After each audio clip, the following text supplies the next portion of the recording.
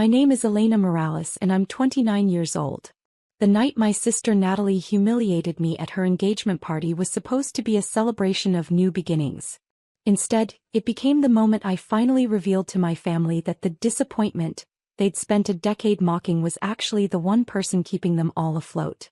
But before I tell you how I shut down my sister's $95,000 engagement party by revealing I owned the estate she'd been bragging about for months, you need to understand just how deep the cruelty ran in my family. I arrived at the Willowbrook estate at 6:15 p.m. on a warm evening in late September. The property was breathtaking. A historic mansion set on 12 acres of manicured gardens, with string lights hanging from ancient oak trees and a view of the valley that looked like something from a painting. I'd purchased the estate 11 months ago for $1.8 million, and every time I looked at it I still felt a thrill of accomplishment. What made tonight special wasn't just that it was beautiful. It was that my sister had no idea she was hosting her engagement party on my property. I parked in the guest lot and walked toward the main entrance, where a welcome table had been set up with place cards and a guest book. A young woman in a catering uniform greeted me with a bright smile. "Welcome to the Natalie and Trevor engagement celebration. Can I have your name?" "Elena Morales," I said. "I'm Natalie's sister." Her smile faltered slightly as she searched through the place cards. She picked up a clipboard, scanned it, then looked back at me with confusion. "I'm sorry, I don't see you on the primary guest list. Let me check the secondary list." "Secondary list?" I asked, though I already knew what that meant. "Oh, it's just, sometimes there are different tiers of guests with different access levels." She found my name and her expression shifted to something between embarrassment and pity. "Here you are. You're on the observer list." She handed me a badge clipped to a gray lanyard. Unlike the other badges I could see guests wearing, ivory with gold trim that said family and friends, mine was plain gray with black text, Guest Observer Limited Access. "What does limited access mean?" I asked, though again I already knew. I'd seen the access lists Natalie had submitted to my estate manager 3 weeks ago. I'd approved them personally, curious to see exactly how far she'd go. "It means you can attend the ceremony and watch the celebration, but you don't have access to the buffet, the bar, or the formal seating areas. There's a viewing section set up on the side terrace." She looked genuinely uncomfortable delivering this information. "I'm sorry. I just work for the catering company." "It's not your fault," I told her, clipping the badge around my neck. The gray lanyard hung heavy and obvious against my navy dress, a visual marker of my second-class status that everyone could see. I walked through the main entrance of the estate I owned, past the marble floors I'd had restored, under the crystal chandelier I'd spent $40,000 having rewired and cleaned, into the grand ballroom where 83 guests were already mingling with champagne and hors d'oeuvres. The moment I stepped through the doorway I felt heads turn. People glanced at my gray badge then quickly looked away. A few whispered to each other. I recognized most of the guests. Family members, my parents' friends, people from Natalie's social circle. Every single one of them wore the ivory and gold family and friends badge. My sister Natalie stood near the French doors leading to the garden terrace, radiant in a white cocktail dress that probably cost $2,000. Her fiancé Trevor stood beside her in a tailored suit, his arm around her waist. They were holding court, accepting congratulations, laughing at jokes, posing for photos. My parents stood nearby, my mother in an elegant emerald gown, my father in a tuxedo, both beaming with pride. Natalie saw me and her smile widened, not with warmth but with something sharp and triumphant. She grabbed a microphone from the nearby podium and tapped it for attention. Everyone. Can I have your attention for just a moment?" The room quieted. All 83 guests turned toward her. I stood near the entrance, suddenly very aware that I was about to become the center of attention in a way I absolutely did not want. "I just want to take a moment to acknowledge someone special," Natalie said, her voice dripping with false sweetness. She pointed directly at me. "My sister Elena is here. Everyone, that's my sister right there by the door." People turned to look at me. I forced myself to smile and give a small wave. "Now, some of you might notice that Elena has a different badge than the rest of us," Natalie continued, gesturing to her own ivory and gold lanyard. "That's because this is a very special, very intimate celebration and we wanted to make sure we had the right people in the right places. Elena's badge says, Guest Observer, which means she can watch and enjoy the celebration, But this is really for family only. Real family. The silence that followed was excruciating. I could see people shifting uncomfortably, not sure whether to laugh, agree, or pretend they hadn't heard. A few looked genuinely shocked. No buffet access for observers, I'm afraid, Natalie added with a light laugh. This is for real family only. But Elena, we're so glad you could come and watch. Trevor and I wanted you to see what a real celebration looks like. Trevor, her fiancé, actually high-fived her.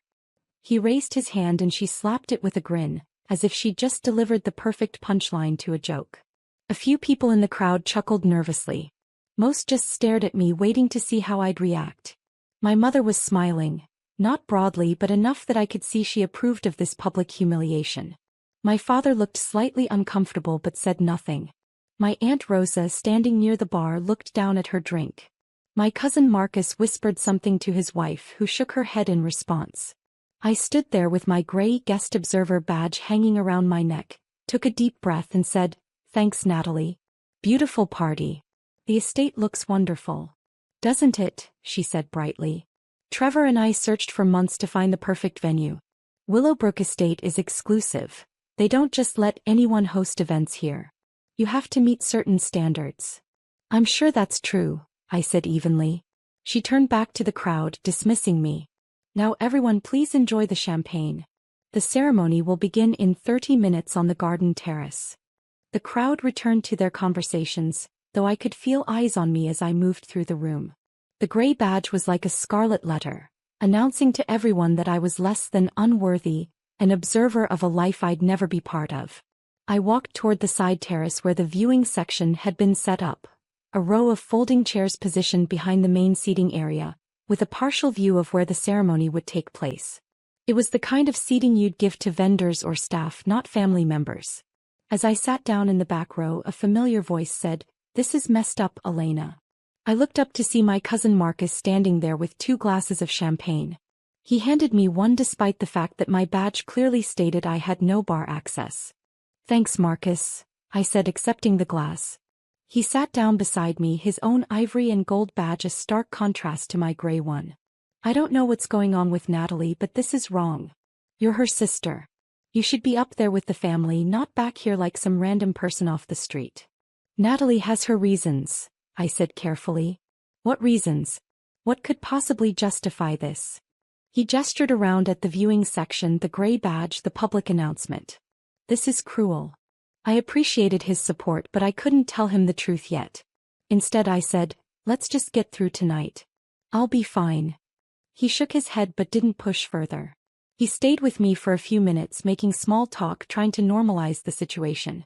Then his wife called him back to the main area, and I was alone again with my gray badge and my folding chair and my view of the family that had decided I didn't belong. If you're genuinely enjoying this story, I'd really appreciate it if you could hit that like button. But only if you're finding it interesting. No pressure at all. Let me take you back 7 years so you can understand how we got here. I need you to see the pattern of dismissal and cruelty that led to my sister handing me a guest observer badge at her engagement party. I grew up as the younger daughter in a family that valued appearances above everything else. Natalie, 4 years older than me, was everything my parents wanted. Beautiful, socially ambitious, married to the right kind of man. Her first marriage lasted 3 years before ending in an expensive divorce, and always concerned with status and perception. She worked in luxury real estate, selling multi-million-dollar homes to wealthy clients, and made $180,000 a year plus commissions. My parents loved introducing her as our daughter, the real estate agent, to the stars. I went a different direction. I studied software engineering at a state school, graduated with honors, and took a job at a small company called VentureGrid that built data analytics platforms for healthcare systems. My starting salary was $72,000. Good money, but not impressive by my family's standards. My parents told people I worked in computers, with the same tone they might say works in retail. VentureGrid was a startup with 12 employees when I joined. I was employee number 8, brought on to develop the core infrastructure for their predictive analytics engine. I worked insane hours, sometimes sleeping on the couch in the break room, living on coffee and takeout, building something I believed in. My family never asked about it. When I tried to explain what I was working on, My mother would interrupt to tell me about Natalie's latest commission or the celebrity client she'd just shown a house to. 5 years ago, VentureGrid got acquired by a major healthcare corporation for $650 million. As one of the early engineers with equity, my shares were worth $3.2 million after taxes. I was 24 years old and suddenly wealthier than I'd ever imagined possible. I didn't tell my family. By that point, I'd learned that my achievements didn't register with them unless they came with the kind of visible markers they understood: luxury cars, designer clothes, expensive vacations. Instead, I invested carefully. I bought a small but nice condo in a good neighborhood. I kept driving my Honda Accord. I continued working as a senior engineer at the acquiring company for $160,000 a year.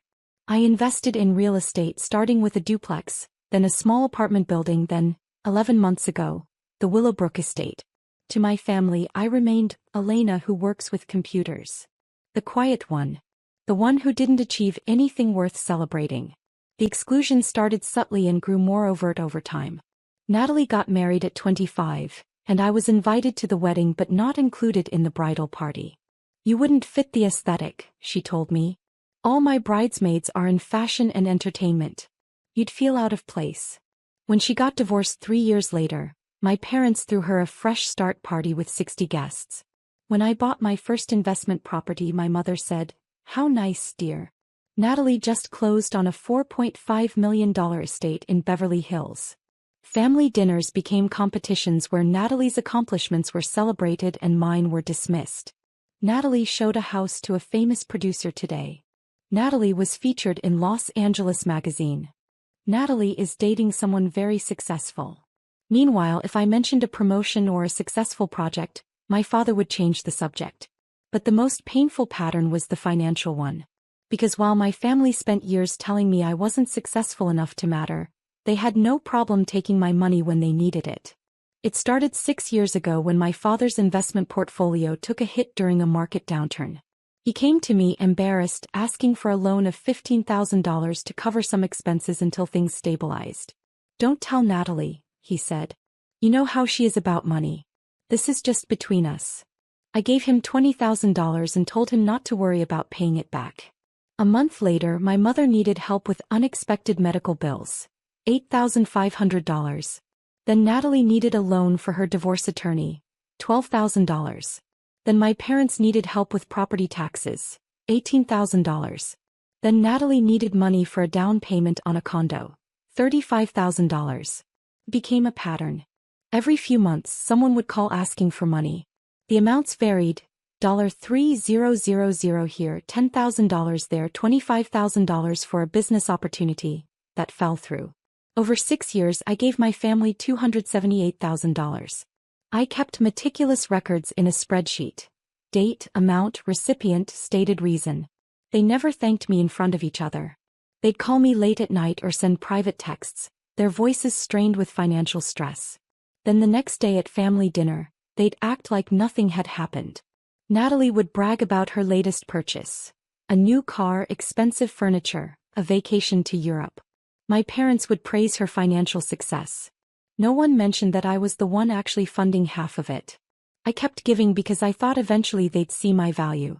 I thought if I was generous enough, helpful enough, quietly supportive enough, they'd recognize that I was worth including in the family. But the opposite happened. The more I gave, the more they took me for granted. 2 years ago, Natalie announced she was dating Trevor, a venture capitalist with family money and a portfolio of successful tech investments. She was thrilled, my parents were thrilled, and suddenly every family gathering became about Trevor and Natalie's perfect relationship. When they got engaged 8 months ago, my parents threw them an engagement dinner at an expensive restaurant. I wasn't invited. I found out about it when my mother posted photos on Facebook. When I called to ask why I hadn't been included, my mother said, "Oh, Elena, it was just immediate family and Trevor's parents. Very intimate. You understand." "I'm immediate family," I pointed out. "Well, yes, technically. But Natalie wanted to keep it small and elegant. You know how you are at these things, you're not really comfortable in that environment." 3 months ago, Natalie called me asking for $40,000. She and Trevor wanted to host an elaborate engagement party, but Trevor's trust fund disbursement wouldn't come through until the next quarter. It's a loan, obviously, she said. We'll pay you back as soon as the money comes in. This party is really important to us. We're inviting some of Trevor's business connections and we need to make the right impression. I'd reached my limit with the financial requests. Natalie, I've given you and Mom and Dad almost $280,000 over the past 6 years. I can't keep doing this. There was a pause. Then she laughed. Elena, don't be dramatic. You haven't given us that much money. And anyway, family helps family. That's what we do. When has the family helped me? Oh please. You're being ridiculous. We include you in things, we invite you to events. You didn't invite me to your engagement dinner. Because it was small. I explained this. Her voice had taken on that sharp edge it got when she was annoyed. Look, either you're willing to help your sister or you're not. It's your choice. I made a decision in that moment. I'll tell you what, Natalie. I'll do something better than giving you $40,000. I'll give you the venue for free. What do you mean? I know a place. A beautiful historic estate with gardens, views, enough space for 100 guests. I can get you the venue for free if you want it. She was immediately interested. What's the catch? No catch. I just want to help my sister. Consider it my engagement gift. She was suspicious but intrigued. I sent her information about Willowbrook Estate, the property I'd purchased 6 months earlier as an investment and event venue. I didn't tell her I owned it. I told her I had connections and could get her a discount. She fell in love with it immediately. The historic mansion, the gardens, the prestige of the location. It was exactly what she wanted for her engagement party. When she called to ask about pricing, my estate manager quoted her the standard rate. $25,000 for venue rental plus catering, staffing and service fees that would bring the total to around $95,000. That's way too much, Natalie said. Elena said she could get me a deal. My estate manager, who knew exactly who Natalie was and what I was planning, said, let me check with the owner. He called her back and offered her the venue for free. Venue rental waived, she'd only pay for catering and services. The total came down to $47,000, which she and Trevor could afford. She accepted immediately. Over the next 3 months, she bragged to everyone about how she'd landed this exclusive venue, how she had connections that got her special treatment, how her engagement party was going to be absolutely stunning at this gorgeous estate that normal people can't even book. She never once thanked me for the referral or acknowledged that I'd helped her get the venue. When I mentioned it at a family dinner, she said, "Oh, that? Elena just gave me a name. I'm the one who negotiated everything and made it happen." And now, sitting in the viewing section with my gray guest observer badge, watching my sister accept congratulations for her beautiful venue and her sophisticated taste, I knew exactly what I was going to do. The ceremony began at 7 p.m. on the garden terrace. Trevor stood under an arch decorated with white roses and ivy, waiting for Natalie to walk through the garden path. It wasn't a wedding, just an engagement celebration, but they'd planned it with wedding-level formality. There were readings about love and commitment, champagne toasts, a ceremonial ring exchange where Trevor gave Natalie a promise ring to wear until the wedding. From my folding chair in the viewing section, I had a partial view. I could see Natalie's profile, hear the words being spoken, watch as guests wiped away tears at the romantic sentiment. My parents sat in the front row of the main seating area, holding hands, my mother dabbing at her eyes with a handkerchief. I checked my watch. 7:22 p.m. The ceremony would finish around 7:45, followed by dinner at 8 o'clock, then dancing and celebration until 11 p.m. My plan was timed perfectly. After the ceremony concluded, guests moved into the ballroom for dinner. The main seating area had round tables with ivory linens, elaborate centerpieces, place settings that probably cost $150 per person. The viewing section had no tables, just the folding chairs. True to Natalie's word, I had no buffet access. Staff members walked past me with trays of appetizers, delivering them to the main seating area while I sat in my corner with the glass of champagne Marcus had smuggled to me earlier.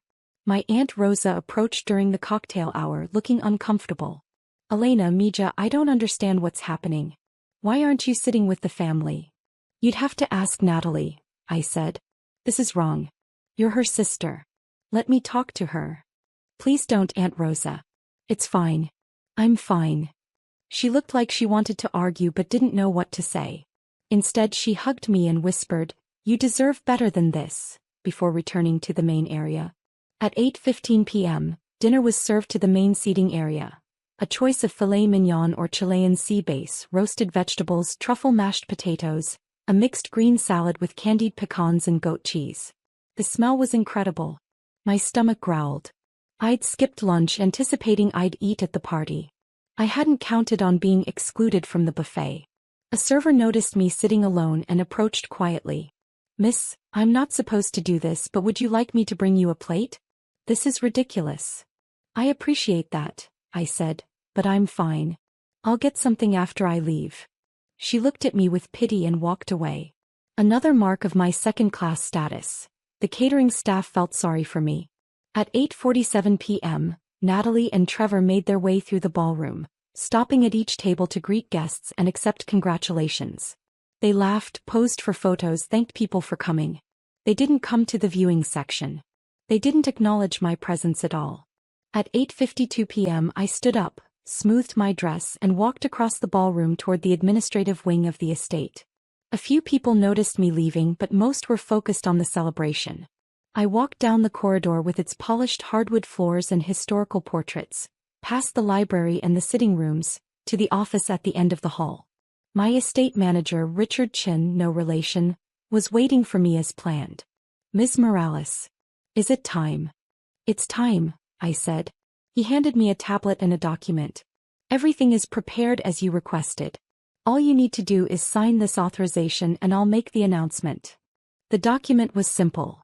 Authorization for the estate manager to terminate the event early and remove all guests from the property. I drafted it with my attorney 3 weeks ago, knowing this moment would come. I signed my name. Elena Morales, owner, Willowbrook Estate LC. "Give them 5 more minutes," I said. "Let them finish dinner. Then make the announcement." Richard nodded. "Are you certain about this?" "Your sister." My sister publicly humiliated me in front of 83 people. She gave me a badge that labeled me as an observer, not family. She denied me access to food and drinks at an event I'm paying for. She has spent years taking my money while treating me like I don't matter. I looked at him steadily. "I've never been more certain about anything." "Understood." He picked up the tablet and headed toward the ballroom. I followed at a distance, positioning myself near the entrance where I could see but not be immediately noticed. At 8:57 p.m., Richard walked to the center of the ballroom and spoke quietly to the DJ, who turned down the music. Richard picked up a microphone, tapped it for attention and waited as the room gradually quieted.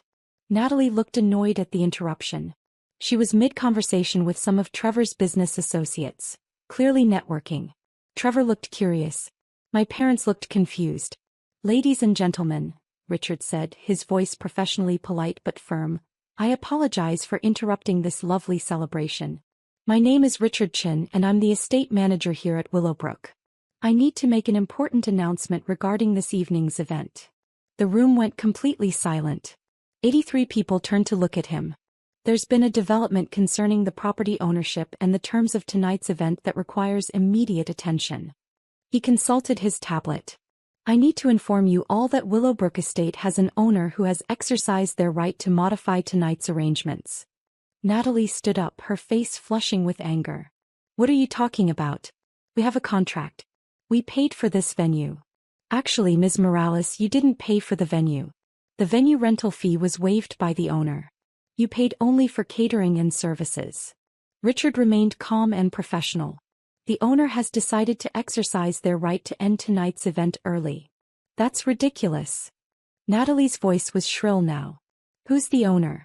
I want to speak to them right now." Trevor stood up beside her, putting on his venture capitalist voice, the one that probably intimidated junior employees and service workers. "This is completely unacceptable. We'll be filing complaints. We'll be demanding refunds. Do you have any idea who you're dealing with?" Richard didn't flinch. "I'm dealing with Ms. Natalie Morales and Mr. Trevor Ashford, who are hosting an engagement party on property owned by Ms. Elena Morales." He turned and gestured toward me, standing near the entrance. "The owner is right there." Every head in the room turned toward me. The gray guest observer badge still hung around my neck, suddenly looking ridiculous against the backdrop of what Richard had just revealed. The silence was absolute. I could see the confusion on people's faces, the shock on my parents' expressions, the dawning horror on Natalie's face as she realized what this meant. I stepped forward into the ballroom and Richard handed me the microphone. I took it, looked around at the 83 witnesses and said, "Hello everyone. For those of you who don't know me, I'm Elena Morales, Natalie's sister. The one with the guest observer badge." Natalie's face had gone from flushed to pale. "You're lying. You don't own this place. You can't afford." "I purchased Willowbrook Estate 11 months ago for $1.8 million, I said calmly. "I have the property deed, the LLC formation documents, the title insurance and 11 months of property tax payments to prove it." "Richard, would you like to show them the deed?" Richard pulled up a document on his tablet and held it so nearby guests could see. A property deed clearly showing Elena Morales as the sole owner of Willowbrook Estate LLC. My mother found her voice. "Elena, I don't understand. Where would you get $1.8 million? "From the same place I got the $278,000 I've given this family over the past 6 years, I said. "I worked for a startup that got acquired. My equity payout was $3.2 million. I invested it carefully in real estate and other ventures. I've been quite successful actually. You just never bothered to ask." My father stood up. "If you have that kind of money, why didn't you tell us?" "Because every time I tried to tell you about my work, my achievements, my success, you interrupted to talk about Natalie. Because when I bought my first investment property, Mom said it was nice, and then spent 20 minutes talking about Natalie's latest commission. Because I learned that my accomplishments didn't matter to this family unless they came with the kind of visible status markers you could brag about to your friends." Natalie had found her footing again, anger replacing shock. "So what? You own the venue. Big deal. You still can't just kick us out. We have a contract, we paid for services." "You paid $47,000 for catering and staffing," I said. "I waived the $25,000 venue fee as my engagement gift to you. That was generous of me, don't you think? Especially considering that 3 months ago, you called me asking for $40,000 to fund this party, and when I said I couldn't keep giving you money, you called me ridiculous and said family helps family." The room was riveted now. This had gone from an engagement party to something else entirely. A public unveiling of family dysfunction that no one could look away from. "When has this family ever helped me?" I continued. "You've taken $278,000 from me over 6 years. You excluded me from Natalie's engagement dinner. You gave me a guest observer badge at a party I'm essentially paying for. You announced to 83 people that I don't have buffet access because this is for real family only." I looked directly at Natalie. "You said I should watch and see what a real celebration looks like. So here's what a real celebration looks like when the person you've been mocking actually owns everything you're standing on." Trevor tried to take control of the situation. "Look, clearly there's been a family misunderstanding." "There's no misunderstanding," I said. "Natalie has spent years treating me like I'm worth less than her. She's taken my money, dismissed my achievements, and excluded me from family events. Tonight she handed me a badge that labeled me as an observer and told 83 people I'm not real family.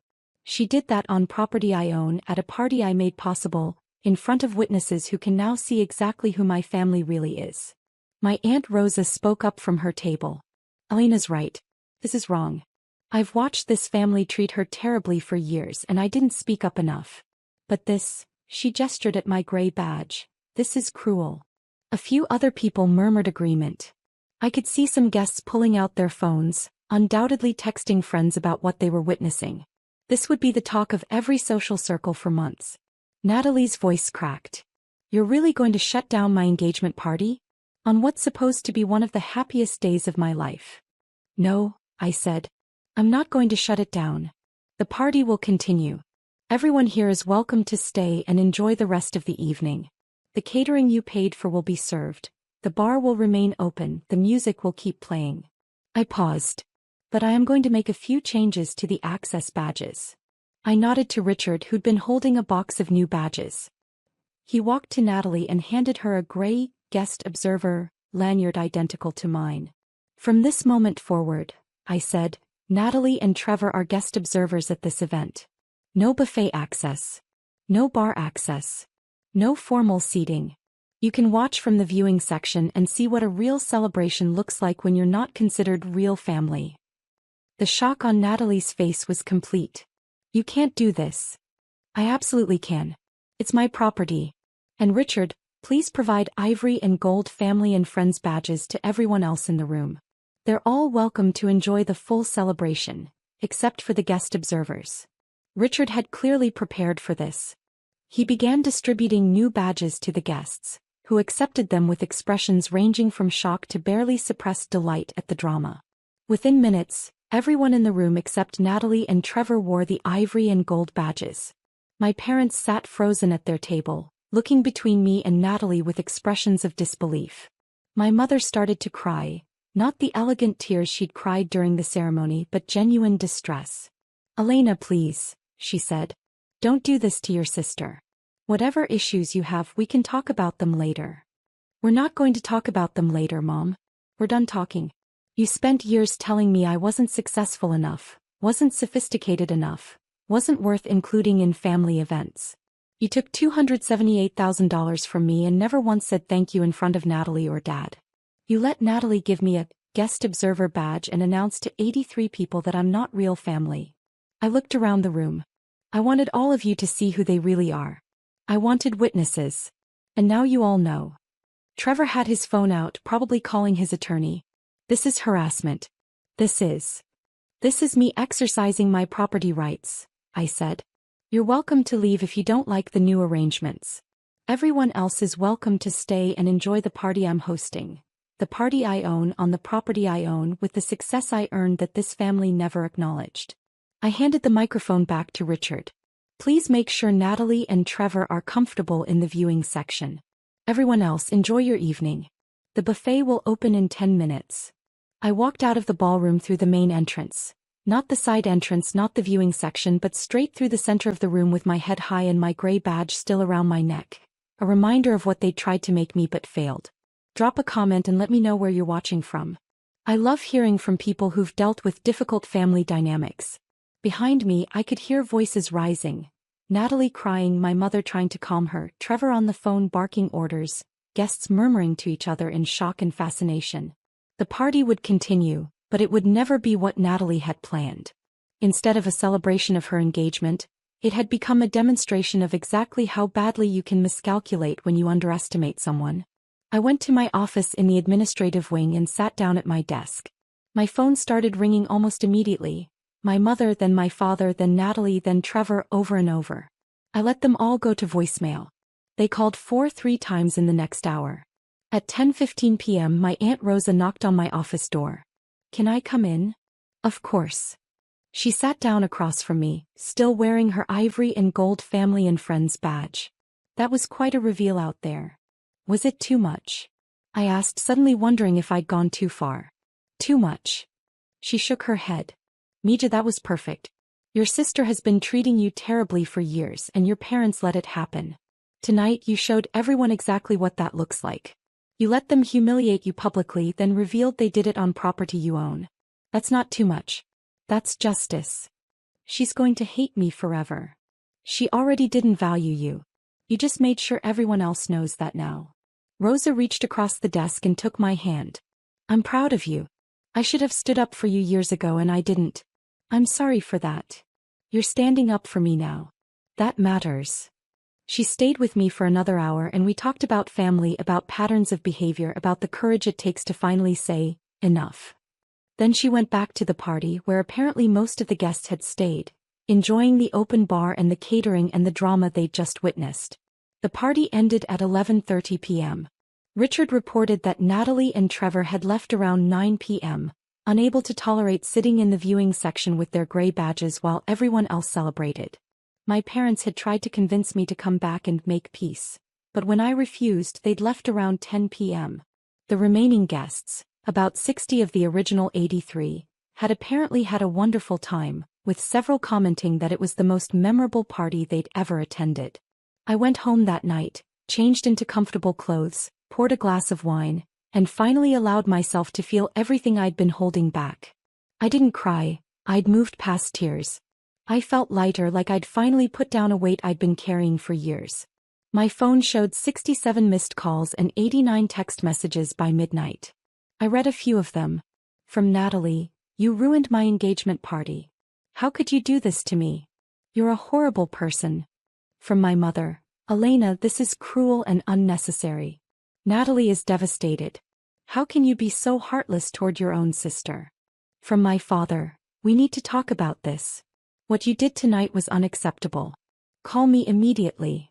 From Trevor, "My attorney will be in touch. This isn't over." I blocked all their numbers and deleted the messages without responding. But there were other messages too. From Aunt Rosa, "You were magnificent tonight. Call me tomorrow and let's have lunch." From Marcus, "Holy shit, Elena. I had no idea. I'm sorry I didn't speak up more. You were right to do what you did." From 3 other relatives who'd been at the party. Messages of support, apologies for not defending me earlier, admiration for how I'd handled the situation. And one message from a number I didn't recognize. "Hi Elena, this is Jennifer Wu. We met briefly tonight at your sister's party. I'm a reporter for the lifestyle section of the local newspaper.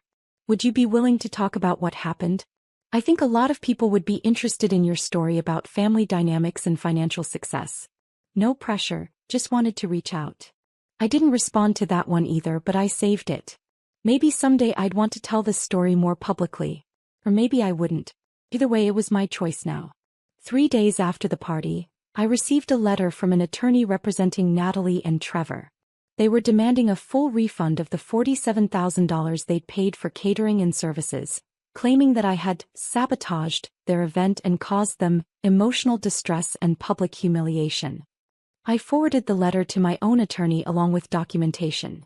The signed contract that clearly stated the venue owner had the right to modify access privileges, video footage from the security cameras showing Natalie handing me the gray badge and making the real family-only announcement, screenshots of text messages where Natalie had asked me for $40,000 3 months earlier, and bank records showing the $278,000 I'd given the family over 6 years. My attorney responded with a letter of his own. Ms. Morales fulfilled all contractual obligations regarding the event. The catering and services paid for by your clients were provided in full.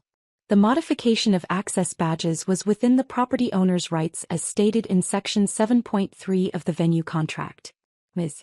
Morales is prepared to countersue for defamation and emotional distress if your clients continue to make false claims about her conduct. Additionally, Ms. Morales has extensive documentation of financial support provided to your clients and their family, which contradicts their claims of being victimized. I never heard from that attorney again. 6 weeks after the engagement party, my mother called from a number I hadn't blocked, my Aunt Rosa's phone. Rosa had texted me first to warn me, so I answered. "Elena, it's Mom. I know. We need to talk." "No, we don't. Please, Elena. Your sister is getting married in 8 months. She wants you to be there. We want you to be part of the family again." "I was never part of the family, Mom. That's what the guest observer badge was about. That's what years of exclusion and dismissal were about. Natalie made it very clear that I'm not real family." She didn't mean it that way. She absolutely meant it that way. She said it into a microphone in front of 83 people. She had special badges made. She announced that I couldn't access the buffet because it was for real family only. There's no other way to interpret that. My mother was quiet for a moment. Then, "She's sorry. We're all sorry. We didn't realize." "You didn't realize what? That I had money? That I was successful? That I owned property? Would you have treated me better if you'd known? Because that's not actually an apology, Mom. That's you being sorry you miscalculated, not sorry you were cruel. That's not fair. What's not fair is taking $278,000 from me while telling me I'm not successful. What's not fair is excluding me from family events because I didn't have the right kind of job or the right kind of lifestyle to show off to your friends. What's not fair is watching Natalie get praised for buying things with money I gave her while I got labeled as the family disappointment. We made mistakes, my mother said, her voice cracking. But we're family. Family forgives each other. Family also respects each other. Family doesn't hand out guest observer badges to their own sisters. Family doesn't take money for 6 years without saying thank you. You want me to forgive you, but you haven't actually changed anything.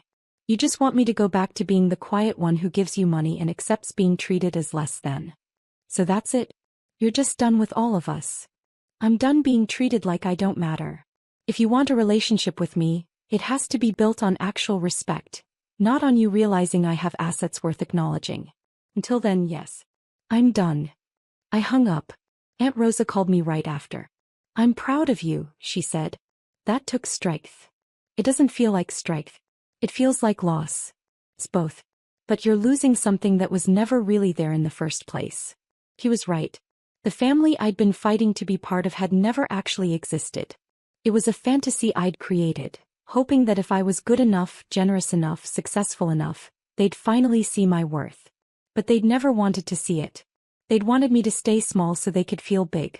It's been 14 months since Natalie's engagement party. The Willowbrook estate has become quite successful as an event venue. I've hosted over 40 weddings, corporate events, and celebrations in that time.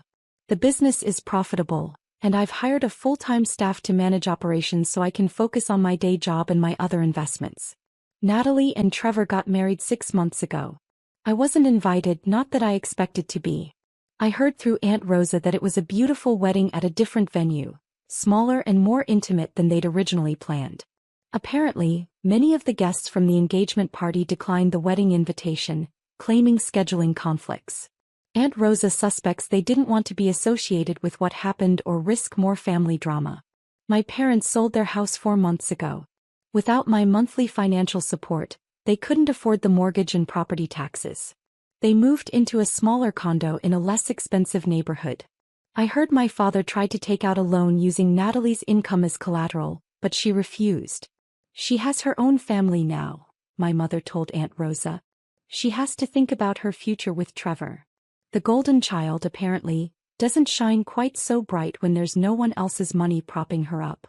I don't miss them. That's the part that surprises me most.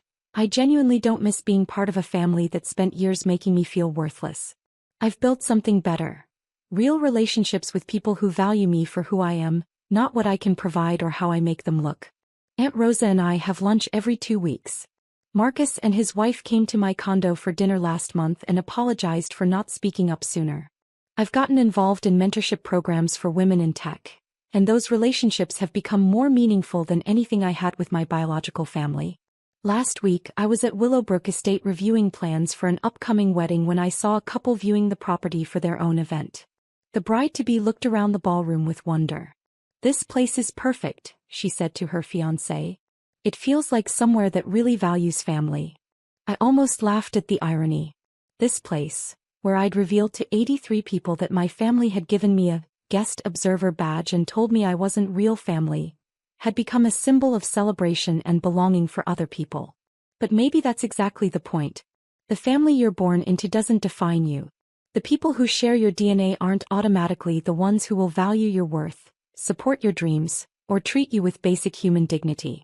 Sometimes the most powerful thing you can do is stop fighting to be accepted by people who will never see your value, and instead build your own life with people who do.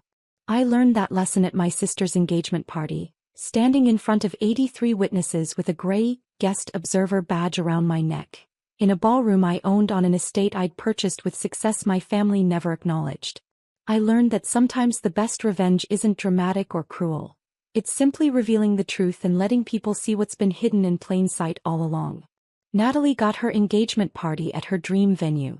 My parents got to play the role of proud family for 83 witnesses. And I got something far more valuable: freedom from people who would never see my worth no matter what I achieved. The gray badge is framed in my office now, hanging on the wall as a reminder. Not a reminder of humiliation, but of the moment I finally stopped begging for scraps of acceptance from people who had nothing worth accepting me into. The moment I realized I didn't need their validation because I'd already validated myself. I'm Elena Morales. I'm 29 years old. I own a successful event venue, have investments worth over $5 million, and I'm surrounded by people who actually respect me. My biological family gave me a guest observer badge and told 83 people I wasn't real family. They were wrong. And 90 minutes later, when I walked to the office and signed one document, everyone knew it. And I've never been happier in my entire life.